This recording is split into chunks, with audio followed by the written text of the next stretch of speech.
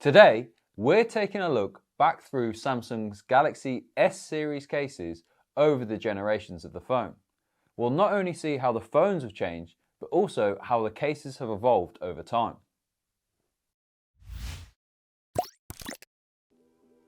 Right, let's start with the Samsung Galaxy S8. Now, I actually bought this phone when it first came out. It was such a jump, in my opinion, from the previous generations of phones that I actually moved from iPhone to Samsung for it. I still remember the display being incredibly bright and having a wonderful battery life that would actually last a couple of days if I was careful. Moving our attention to the case though, you can see it's a pretty simple hard plastic case. It's pretty thin as well and has a lovely purple tint to it. There are cutouts for the volume and power buttons. Then there are a couple of cutouts for the camera and fingerprint sensor on the back. On the bottom you will also see designed by Samsung, made in Korea. It actually looks really strange today as cases will now opt for a bigger logo rather than this type of text. Overall though, the case is pretty simple and really not what you would expect from Samsung today. Next up, we have the Samsung Galaxy S9, which wasn't really a big jump compared to the S8 in terms of the design of the phone.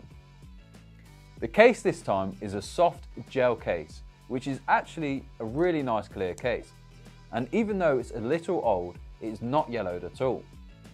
The buttons are covered up this time, however they're still pretty clicky thanks to the gel being nice and flexible in these areas.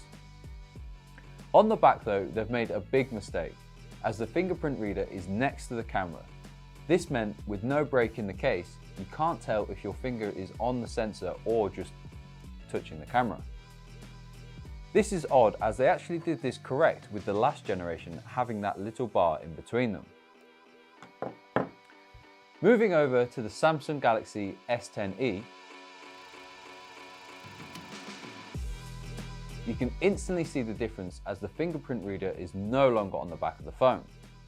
Now, the Samsung S10 actually had the fingerprint reader under the screen, whereas this cheaper E1 had it on the power button on the side. This meant you had to have this little cutout on the case rather than going around the whole phone. As this is a leather case though, you do notice some things are slightly improved over the previous generations of cases, such as the buttons on the case. They're made from plastic and are incredibly clicky and responsive because of this. It's also nice to have that contrast in materials, so you can easily find the buttons when you're not looking at the phone. You will also notice this case just says Samsung rather than designed by Samsung, made in Korea. I think this looks a lot cleaner and I'm surprised it took them this long to do it. This is also where you'll notice more cameras are starting to be added to the phone. This is a trend that is still happening today. Next up, we have the Samsung Galaxy S20.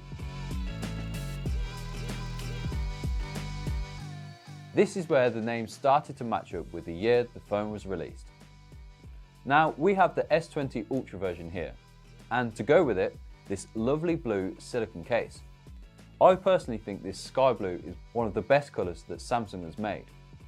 Straight away, you can see the trend of having more cameras on the phone has exploded here, with this one having 5 cameras on the phone. Along with this, you also get a 100x super zoom camera. The case itself feels nice to the touch, but it's not too grippy in the hands like some cheaper silicone cases. There's a nice large cutout at the bottom for the charger and speaker.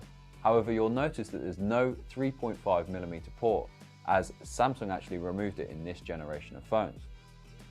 What I like about this case though, is that although there is a big camera bump on the back of the phone, the case hides it really well, thanks to this gradual rise in it.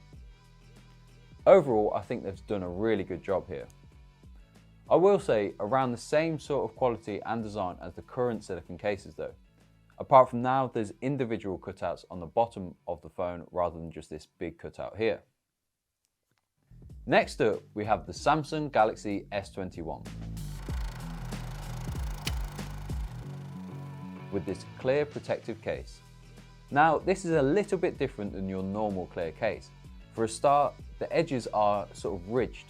This makes the case incredibly grippy in your hands and provides you with a lot more grip than if they were just smooth. The sides are also made out of rubber, which makes the buttons nice and clicky even without slits next to them. The back of the case though is made from hard plastic, which does give you confidence that it's protected.